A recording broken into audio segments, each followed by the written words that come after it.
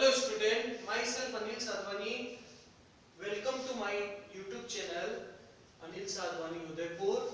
और हम स्टार्ट कर रहे हैं यूनिट 2 विलियन, जो कि 4 नंबर का चैप्टर है, लेकिन ये किसी भी सेक्टर के लिए ये बहुत इंपॉर्टेंट है। 11th का बेसिक चाहिए होता है और आप जब भी कोई भी कंपटीशन देंगे इसके बेसिक बहुत काम आएंगे।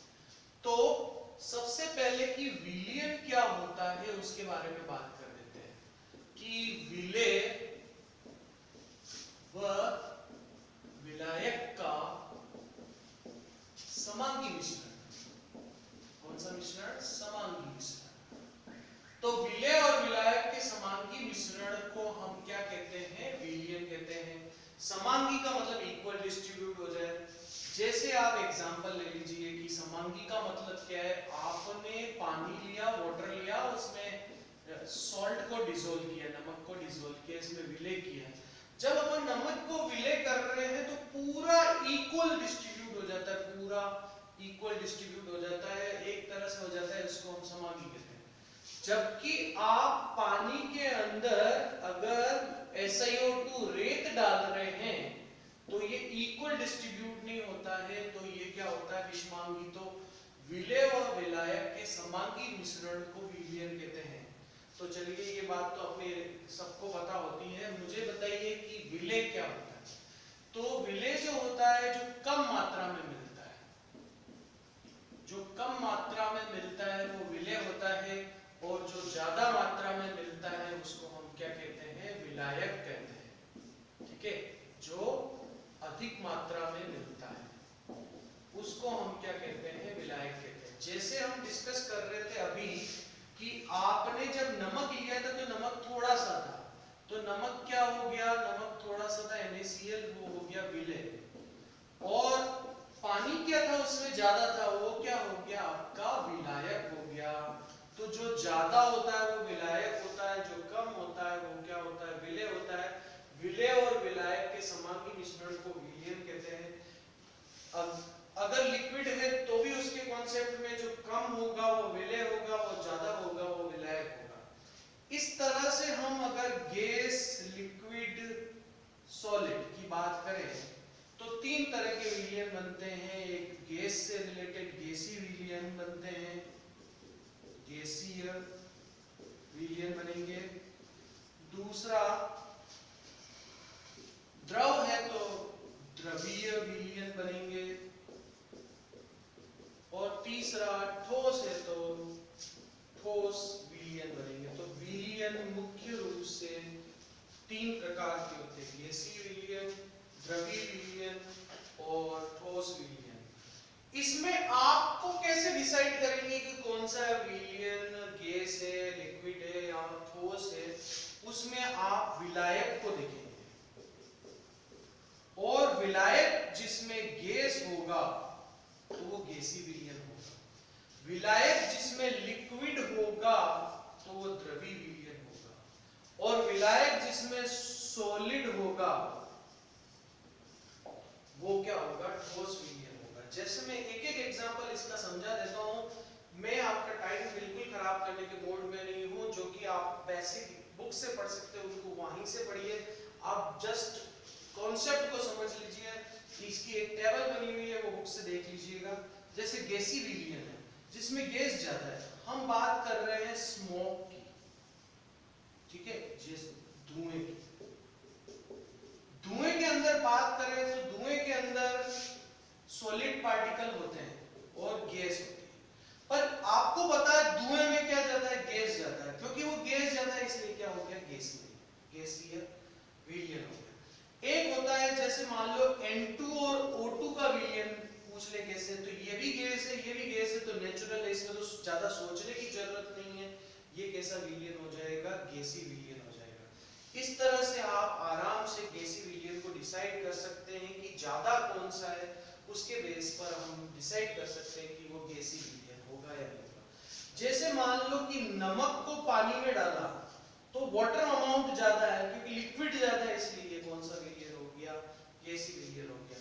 नाइट्रोजन गैस या ऑक्सीजन गैस जो होती है वो वाटर में डिसॉल्व होती है, तो नाइट्रोजन गैस थोड़ी है, वाटर ज्यादा है, वाटर ज्यादा है, लिक्विड ज्यादा है, लिक्विड ज्यादा है, तो ये कौन सा विलियन हो जाएगा? लिक्विड विलियन हो जाएगा। हमें केवल ये थिंकिंग करनी है कि इसमें कौन सा ज्यादा है, तो हम डिसाइड कर पाएंगे कि ये कौन सा विलियन है।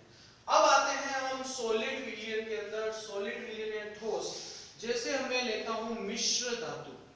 मिश्र धातु के अंदर अगर मैं बात करूं कि अपन जिंक और कॉपर को मिलाते हैं तो ब्रास बनता है, कांसा बनता है। तो जिंक और कॉपर दोनों ही सॉलिड है, तो ये कौन सा विलियन हो जाएगा? सॉलिड सॉल्यूशन हो जाएगा। जैसे मैं आपको एग्जांपल बताता हूं, जैसे हाइड्रोजन गैस जो होती है, ये प्लेटिनियम एक धातु है। प्लेटिनियम धातु के अंदर बहुत सारे छोटे छोटे रिक्त स्थान होते हैं जिसमें हाइड्रोजन गैस प्रविष्ट हो जाती है। तो हाइड्रोजन गैस प्लेटिनियम के अंदर है। अगर आपको इस तरह से पूछा जाए तो आपको पता है कि प्लेटिनियम धातु ज्यादा है और हाइड्रोजन गैस कम है, तो ये कौन सा विलयन हो जाएगा? ठोस विलयन हो जाएगा। तो मैंने आपको अभी तक ये बताया कि विलय जो होता है वो कम मात्रा में होता है, विलायक जो होता है अधिक मात्रा में होता है, और विलय और विलायक का समांगी मिश्रण विलयन कहलाता है।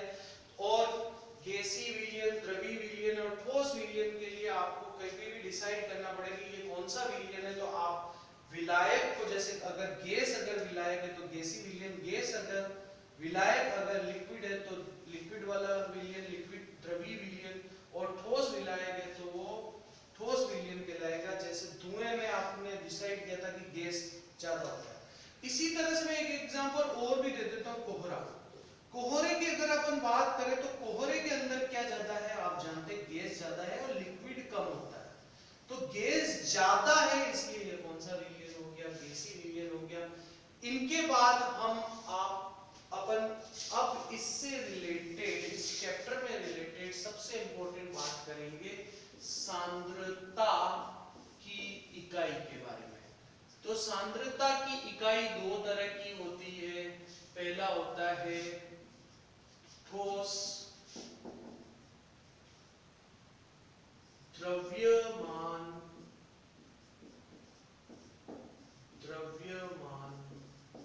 इकाई। कौन सी इकाई? द्रव्यमान इकाई, जिसका दूसरा नाम बार इकाई कहते हैं इसको। कौन सी इकाई है? बार इकाई। दूसरी इकाई होती है भार आयतन इकाई। तो एक होगी द्रव्यमान इकाई और दूसरी होगी भार इकाई या भार आयतन इकाई। तो इसमें से हम डिसाइड करें कि कौन सी इकाई पढ़ रखी है हमने। तो हमने भार आयतन में पढ़ रखा है मोलरता। क्या पढ़ रखा है? मोलरता, जिसको कैपिटल एम कहते हैं।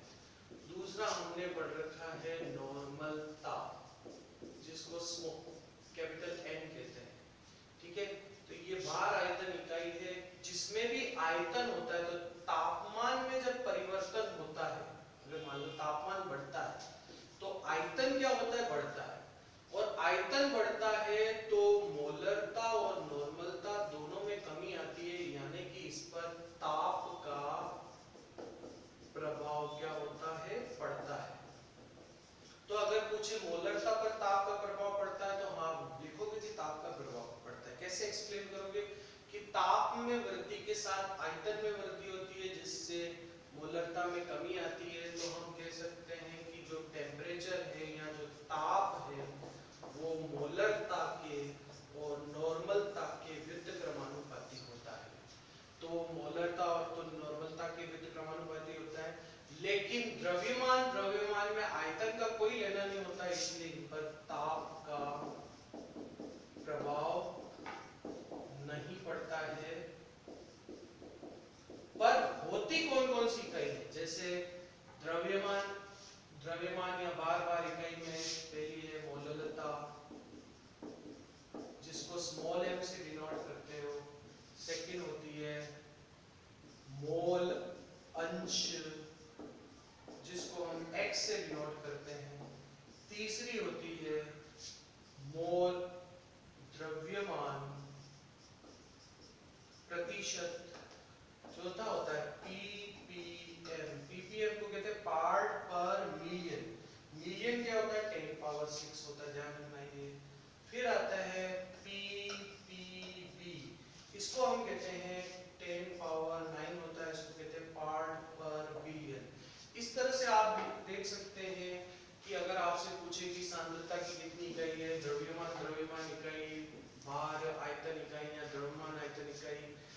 अच्छा, द्रव्यमान आयतन इकाई यानी मोलरता और नॉर्मलता पर ताप का प्रभाव पड़ता है, तो आप कहोगे हाँ पड़ता है। कैसे पड़ता है? ताप में वृद्धि से आयतन में वृद्धि होती है, आयतन में वृद्धि के साथ नॉर्मलता और मोलरता में वृद्धि होती है। यानी ताप, नॉर्मलता और मोलरता के क्या होता है? व्युत्क्रमानुपाती होता है। और दूसरी तरफ देखिए, ताप का इस द्रव्यमान इकाई पर कोई प्रभाव नहीं पड़ता है। मोलरता पर क्या ताप का प्रभाव पड़ेगा? तो आप सीधे से बोलिए कि इस पर ताप का कोई प्रभाव नहीं पड़ेगा, क्योंकि इससे आयतन से रिलेटेड कुछ भी नहीं आ रहा है। तो हम स्टार्ट कर रहे हैं मोलरता। मोलरता क्या है? विलेय पदार्थ, आप जानते हैं विलेय पदार्थ के ग्राम मोलों की, या केवल मोलों की भी कह सकते हैं, मोलों की वह संख्या जो 1 लीटर विलियन में उपस्थित हो। विलेय पदार्थ के ग्राम मोलों की वह संख्या जो 1 लीटर विलियन में उपस्थित हो, उसको मोलरता कहते हैं।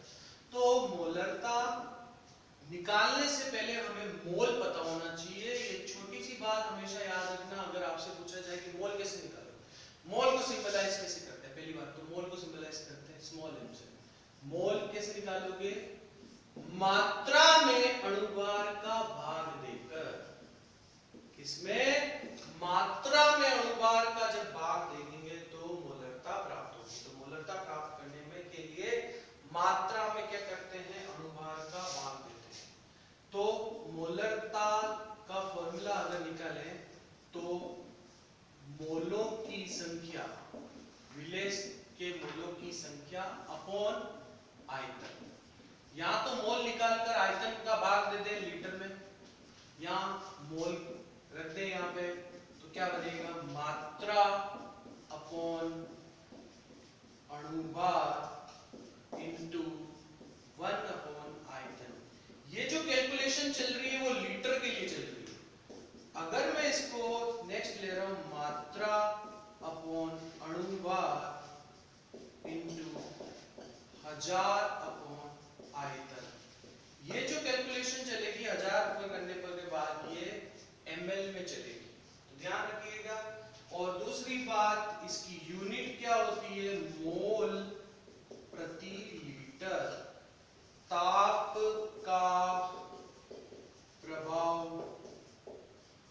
पड़ता है क्योंकि ताप में परिवर्तन से आयतन में परिवर्तन होता है। अतः ताप मोलरता के व्युत्क्रमानुपाती होता है।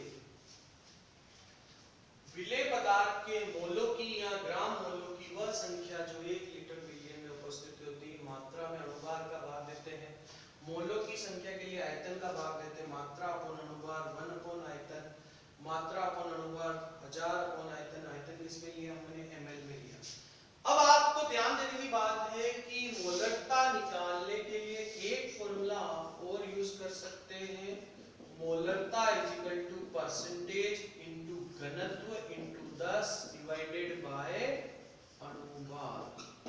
परसेंटेज इनटू 10 इनटू घनत्व डिवाइडेड बाय अणुभार, इससे मोलरता निकाल सकते हैं।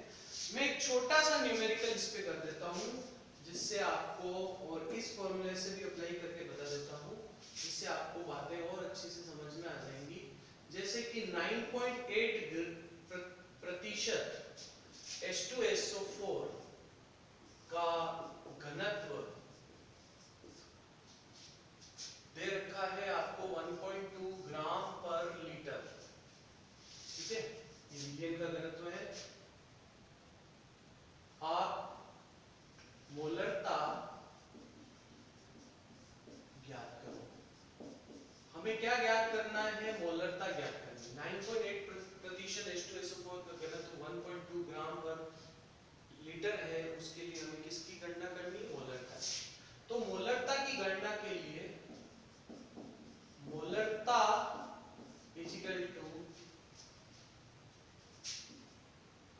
प्रतिशत इंटू घनत्व इंटू 10 डिवाइडेड बाय क्या होता है अणुभार। ये आप समझ गए। प्रतिशत कितने दे रखे हैं 9.8, घनत्व 1.2, अणुभार 10, अणुभार H2SO4 का 98 होता है। उसका भी डिस्कशन कर देते हैं। H2SO4 में आप हाइड्रोजन एक और एक कितना हो गया 2, सल्फर कितना होता है 32, ऑक्सीजन 16 इंटू 4 करके आप जब कैलकुलेट करेंगे तो ये कितना आएगा 98। तो इस तरह से अगर मैंने निकाला तो ये गया, ये आपके पास ये चला गया, तो हमारे पास क्या रह गया 1.2 मोल पर लीटर इसकी मोलरता आ गई। तो इस तरह से हम इसकी मोलरता को क्या कर सकते हैं कैलकुलेट कर सकते हैं। बहुत आसान सा है। अब इसके लिए मैं एक मेथड और भी लेता हूं जो जनरली आप यूज करते हैं। आप देखिएगा कि फॉर्मूले दोनों एक ही हैं। सबसे पहले इस प्रतिशत का मतलब समझिएगा 9.8 ग्राम H2SO4 100 ग्राम विलियन में उपस्थित है, विलियन में उपस्थित है। तो सबसे पहले आपको यह भी समझना पड़ेगा प्रतिशत का मतलब क्या है। तो प्रतिशत का मतलब होता है 9.8 ग्राम H2SO4 100 ग्राम विलियन में उपस्थित है।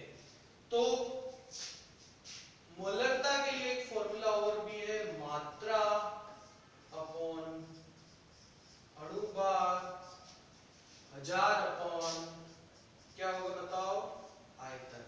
आयतन अभी हम जो ले रहे हैं वो किसके लिए लेंगे ml में, क्योंकि कैलकुलेशन अपन ml और ग्राम के लिए कर रहे हैं।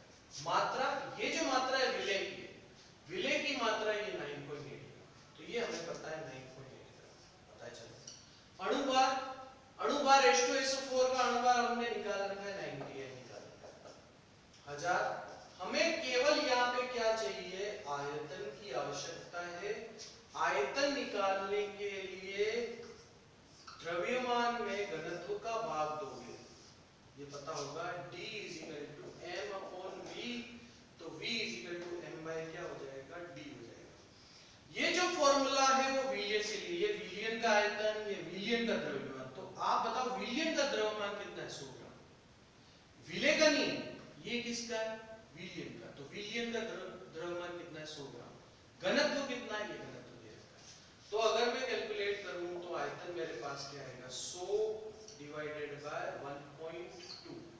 तो मैं इसको यहाँ पे रख दूंगा, ये किसमें आया ml में, मिलीलीटर में प्राप्त हुआ मुझे आयतन, क्योंकि ये ग्राम, देखो आयतन ग्राम पर ml में है, यहाँ पे ये क्या है ग्राम पर ml में है। तो मैंने ये लिखा 9.8 1000 और ये 100 यहाँ आ गया, 1.2 यहाँ की जगह मैं ऊपर रख देता हूँ, 1.2 ऊपर चला जाएगा, ये कैंसिल हो गया, ये आपको कैंसिल हो गया, तो ये 10 इसके साथ क्या हो जाएगा जुड़ जाएगा। अगर हम फॉर्मूला देखें तो 9.8 यहाँ पे भी आ रहा है, 10 यहाँ पे भी आ रहा है, और सारी चीजें वही है। देखो 9.8 ये पूरा का पूरा आ रहा है, सॉरी ये पॉइंट यहाँ नहीं है, 9.8 नहीं है, इसलिए ये भी जाएगा, आपका 1.2 मिलेगा। ये आपकी मोलर, आप कैपिटल M भी लिख सकते हैं या इसकी यूनिट लगा सकते हैं मोल पर लीटर। तो ये मेरे ख्याल से समझ में आ गया होगा। बहुत सिंपल सा है, प्रतिशत इंटू घनत्व इंटू 10 डिवाइडेड बाय अणुभार करके हम इस क्वेश्चन को कर सकते हैं।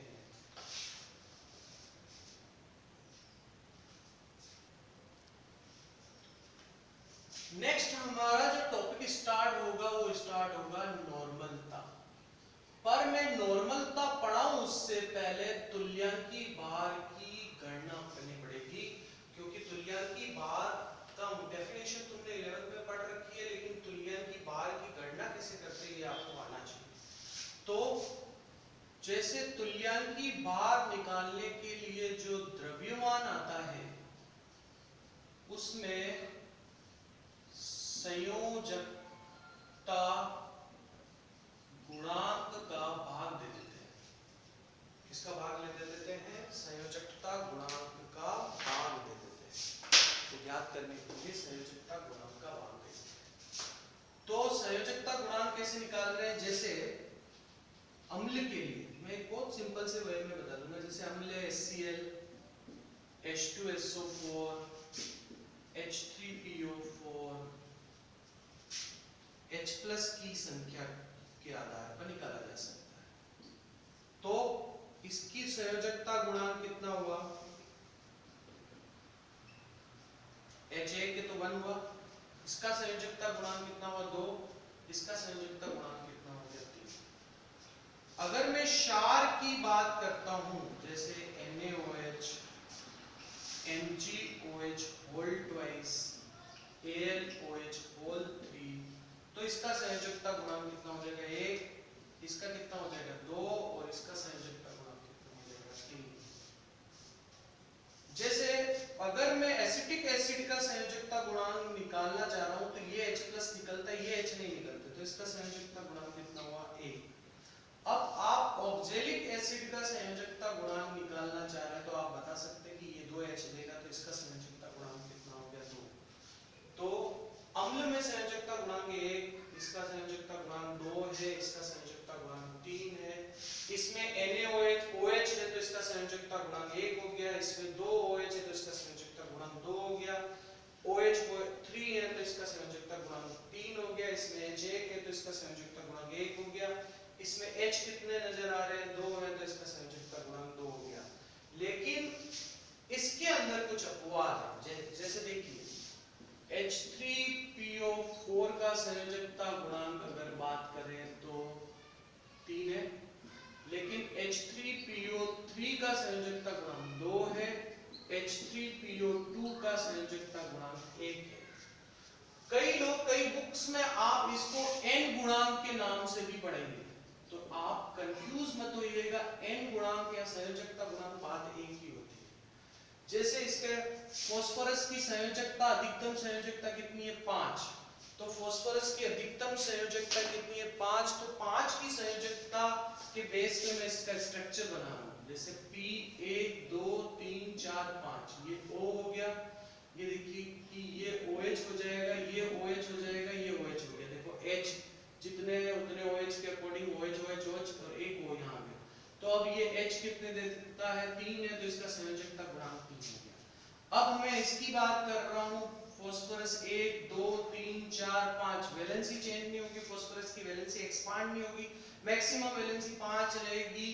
कुछ जगह पे एक्सपेंशन है, लेकिन अभी इसकी मैक्सिमम वैलेंसी कितनी है? 5 है।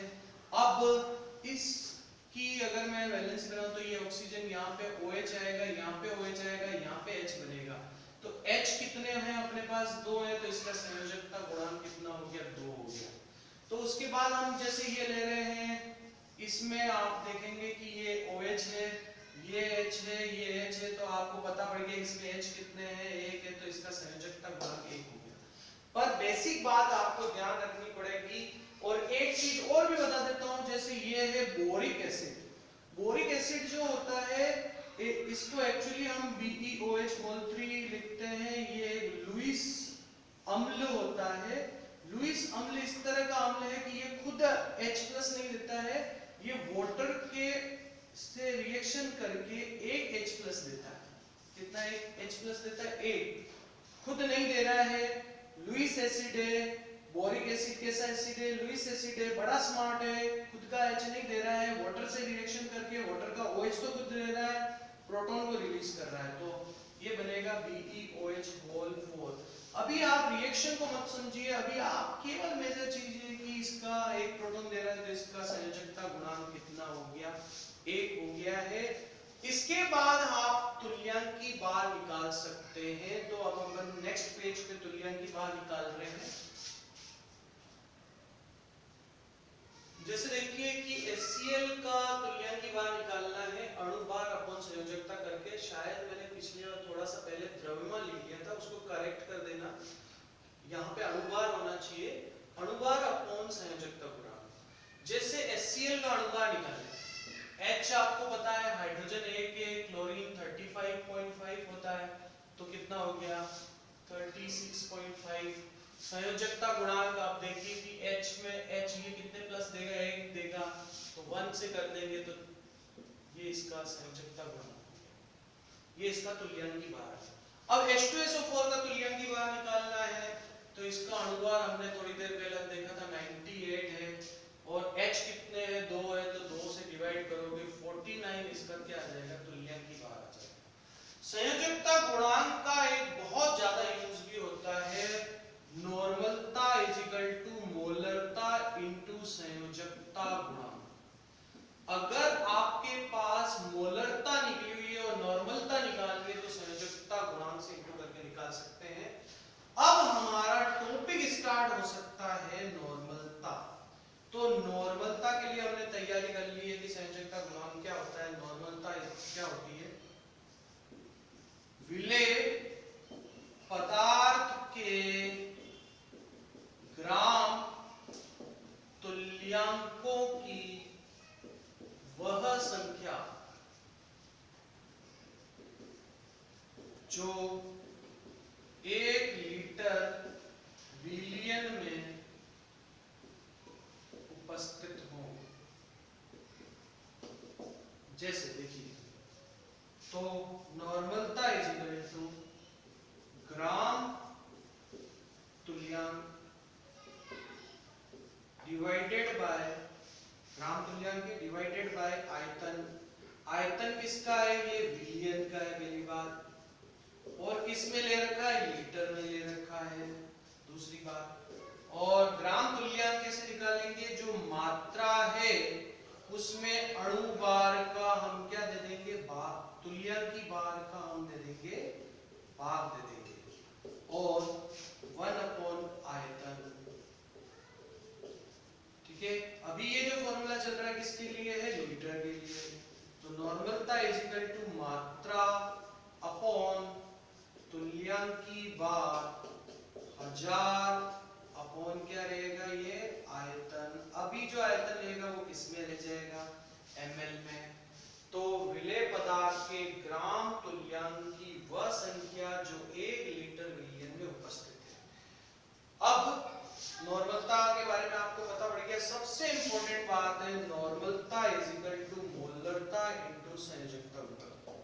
देखिए, मैं आपके लिए आधा हाफ एन आवर या 35 मिनट की वीडियो बना रहा हूं और रेगुलर डे टू डे डाल रहा हूं। उससे फायदा आपको ये होगा कि 30 मिनट में जो मैं कंटेंट दे रहा हूं वो 1 आवर्स का कंटेंट है, उसको पढ़ने के लिए आपको टाइम लगेगा।